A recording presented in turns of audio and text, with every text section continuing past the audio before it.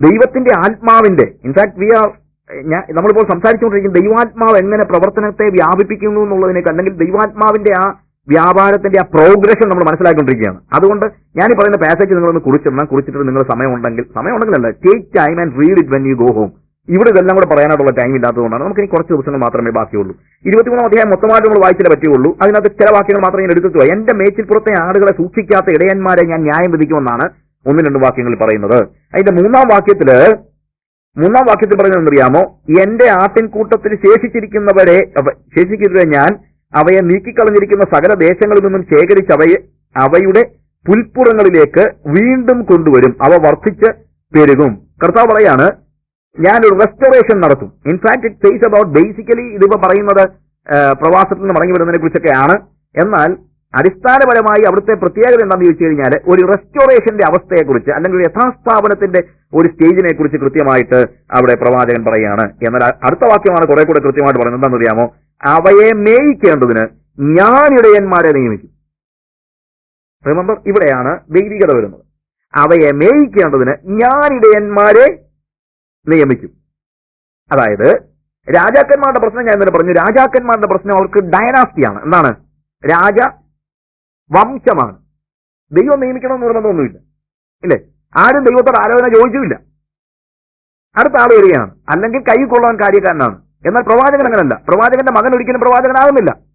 ഓരോ പ്രവാചകനെയും ആരാ നിയമിക്കുന്നത്? ദൈവമാണ് നിയമിക്കുന്നത്. അതാ വാസ്തവത്തിൽ ദൈവികത എന്ന് പറയുന്നത്. അതുകൊണ്ടാണ് തിയോക്രസിയുടെ പ്രത്യേകത ഒരിക്കലും അതിനകത്ത് ഡയനാസ്റ്റി ഇല്ലെന്നുള്ളതാണ്. ഡയനാസ്റ്റി ഉണ്ടാകുമ്പോഴത്തേക്ക് എന്തുണ്ടാകുന്നു? ആ ഒരവസ്ഥയ്ക്ക് വ്യത്യാസം വരുന്നു. ഒരു ഫാമിലി അഫെയർ അല്ല ഇത്. Every time God is appointing people, God is commissioning, God is anointing people. ഇവിടെ കർത്താവ് പറയാണ്, ഞാൻ അവരെ റെസ്റ്റോർ ചെയ്ത് കഴിഞ്ഞാൽ പിന്നെ ഡയനാസ്റ്റി അനുസരിച്ച് ഭരണം നടക്കുകയല്ല, ഞാൻ അവരെ എന്ത് ചെയ്യും? നിയമിക്കും. അവയെ മേയിക്കേണ്ടതിന് ഞാൻ അവരെ നിയമിക്കും. അവ ഇനി പേടിക്കയില്ല, ഭ്രമിക്കയില്ല, കാണാതെ പോകുകയില്ല എന്ന് യഹോവയുടെ അരുളപ്പാട്.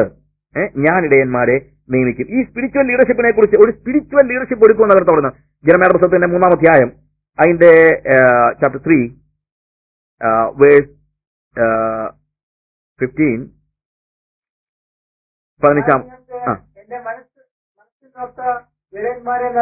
ഞാൻ നിങ്ങൾക്ക് എന്റെ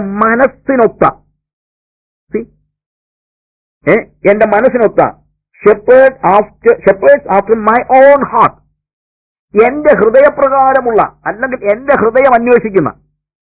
ശരിക്കും ദാവീദിനെ കുറിച്ച് പറയുമ്പോൾ he was a man after God's own heart, അല്ലേ? ദൈവത്തിന്റെ ഹൃദയപ്രകാരമുള്ള മനുഷ്യൻ. ഹൃദയപ്രകാരമുള്ള മനുഷ്യൻ എന്ന് പറയാൻ കാര്യം, he was always seeking the heart of God. What is the will of God? What God wants me to do? അതാണ്. അതുകൊണ്ട് അവനെ ദൈവത്തിന്റെ ഹൃദയപ്രകാരമുള്ള മനുഷ്യൻ എന്ന് പറയുന്നത്. ഇവിടെയും ഉണ്ടാകുന്ന പ്രതികരണം എന്നറിയാവും. കർത്താവ് പറയാണ്, I will appoint shepherd's who are after my own heart. എന്റെ ഹൃദയപ്രകാരമുള്ളവരെ ഞാൻ നിയമിക്കും. എന്ന് വെച്ചാൽ എന്താണ്? അങ്ങനെയുള്ളവർ ഭരിക്കുന്നത് ആർക്ക് വേണ്ടിയാണ് ഭരിക്കുന്നത്? ഭരണം നടത്തുന്നത് ദൈവത്തിന് വേണ്ടിയാണ്. തിയോക്രസി തിരികെ വരുത്തുന്നതിനെ കുറിച്ചാണ് അവിടെ പറയുന്നത്. വീണ്ടും 23-ാം അധ്യായത്തിലേക്ക് തന്നെ വരാം. അതിന്റെ 5-ാമത്തെ വാക്യത്തില്, ഞാൻ ദാവീദിന് നീതിയുള്ള ഒരു മുളയായവനെ ഉത്ഭവിപ്പിക്കുന്ന കാലം വരും, അവൻ രാജാവായി വാണ് ബുദ്ധിയോടെ പ്രവർത്തിച്ച് ദേശത്ത് നീതിയും ന്യായവും നടത്തും. Behold the days are coming. That means it is not in the present age. You should watch for the days and it is coming. ഒരു ഫ്യൂച്ചറിൽ നടക്കാൻ പോയാണ്. എന്താണ്? A promise for the future. എന്താണ്? A righteous branch of David. ദാവീദിന്റെ നീതിയുള്ള ഒരു മുള. ശലോമോനെ പോലുള്ളവനല്ല. You understand? That is very important. നീതിയുള്ള ഒരു മുളയെ ഞാൻ പുറപ്പെടുവിക്കും. A righteous king. He will reign as a king and deal wisely, execute justice and righteousness. അവൻ എന്താണ്? അവൻ നീതിയോടെ അവൻ രാജാവായിട്ട് വാഴും. അവൻ രാജാവായി വാണ് ബുദ്ധിയോടെ പ്രവർത്തിച്ച് ദേശത്ത് നീതിയും ന്യായവും നടത്തും. അവന്റെ നീതി. ആരുടെ നീതി? മാനുഷിക രാജാവിന്റെ നീതിയല്ല. മാനുഷിക രാജാവിന്റെ നീതി ഒന്ന് 8-ാം അധ്യായത്തിൽ നമ്മൾ കണ്ടതാണ്, 10-ാം അധ്യായത്തിൽ കണ്ടതാണ്. 8 മുതലുള്ള വാക്യങ്ങൾ എന്താണ്? ആ പറയുന്ന കാര്യങ്ങളൊന്നുമല്ല. His righteousness is God's righteousness. അവന്റെ നീതി, അവന്റെ പേര് അവിടെ പറയുന്നത്, താഴോട്ട് പറയുന്നത് എന്താണ്? അവന് യഹോവ നമ്മുടെ നീതി എന്ന് പേർ പറയും. യഹോവ നമ്മുടെ നീതി. നോക്ക്, അവൻ ദൈവത്തിന് വേണ്ടി ദൈവത്തിന്റെ നീതി നിർവഹിക്കുകയാണ്. Theocracy is reestablish through a righteous king. ഇതാണ് പ്രവാചകന്റെ വാഗ്ദാനം എന്ന് പറയുന്നത്. അപ്പോൾ തിയോക്രസി എന്തെങ്കിലും മടങ്ങി വരുമോ എന്നുള്ള ജനങ്ങളുടെ ചോദ്യത്തിന് പ്രവാചകൻ പറയാണ് യെസ്. എങ്ങനെ വരും? A righteous king will come. അവൻ യഹോവയുടെ നീതി നിർവഹിക്കും. രാജാവിന്റെ നീതിയല്ല, യഹോവയുടെ നീതി നിർവഹിക്കും.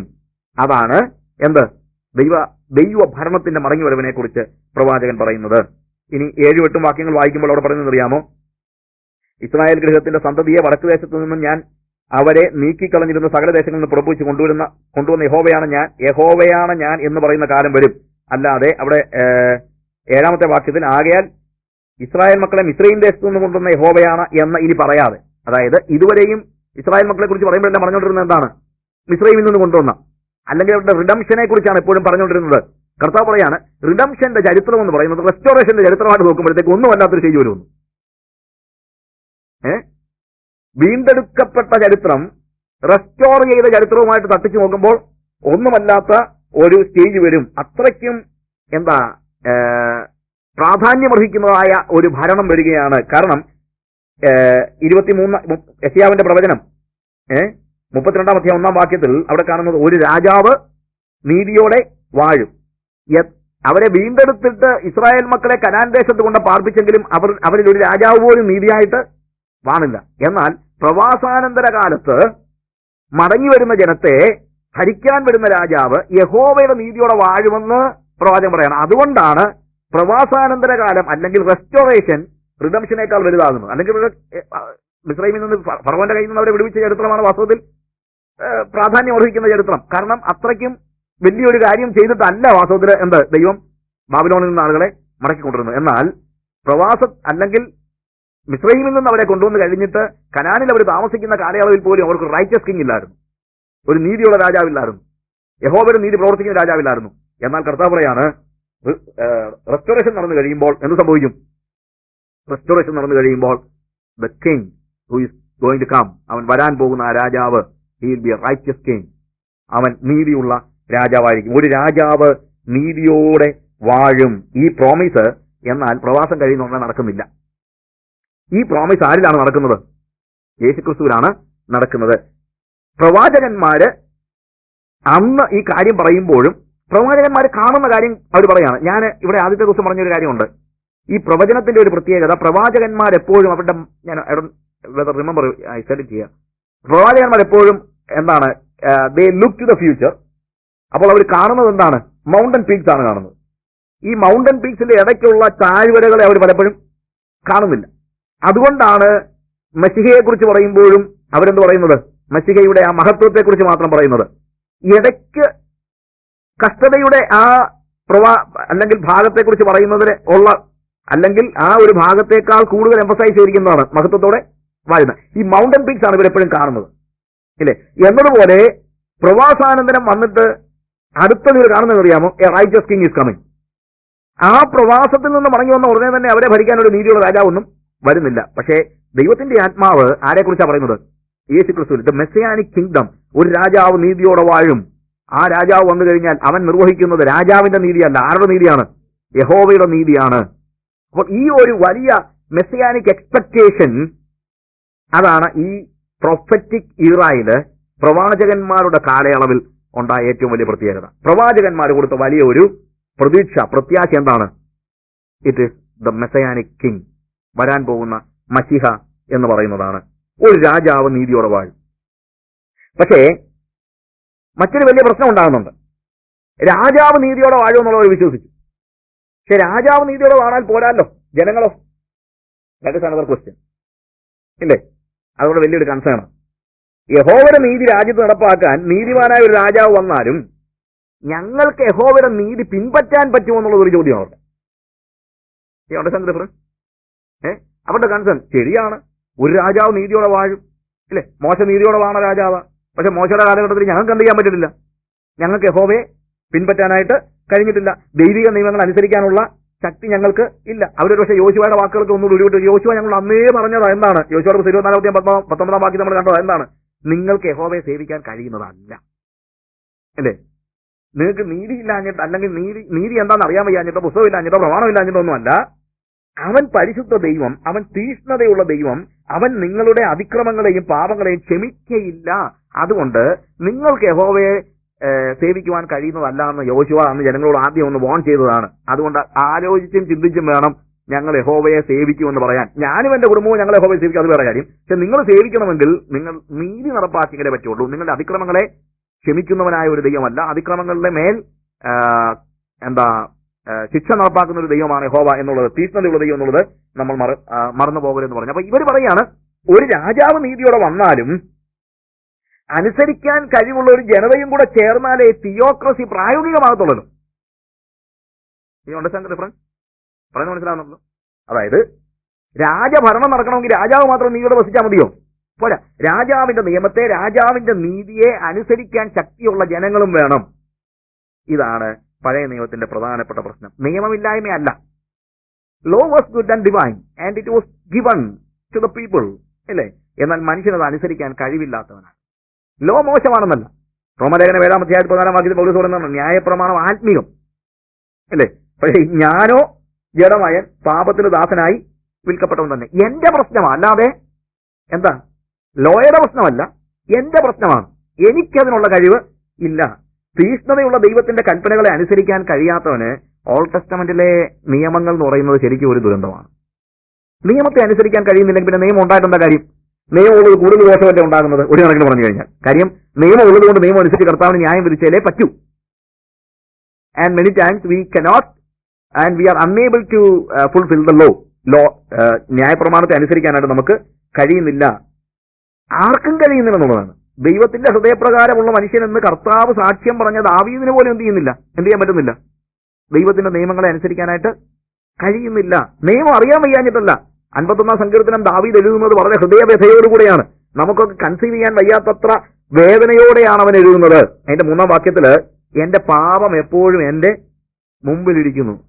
ഞാൻ ആ ഭാഗമൊക്കെ വായിച്ചു കഴിഞ്ഞപ്പോൾ ഞാൻ അടിച്ചു, ദൈവമേ എന്തോരും ഡീപ്പായിട്ടുള്ള, നമ്മളിങ്ങനെ വായിച്ചു പോകുന്ന 53-ാം മസമൂറൊക്കെ വായിച്ചു പോകുന്ന അതേ ലാഘവത്വത്തോടുകൂടെ നമ്മൾ യാക്കോബ് പള്ളി വായിക്കുന്ന അതേ ലാഘവത്തിൽ നമ്മൾ വായിച്ചു പോകാറുണ്ട്.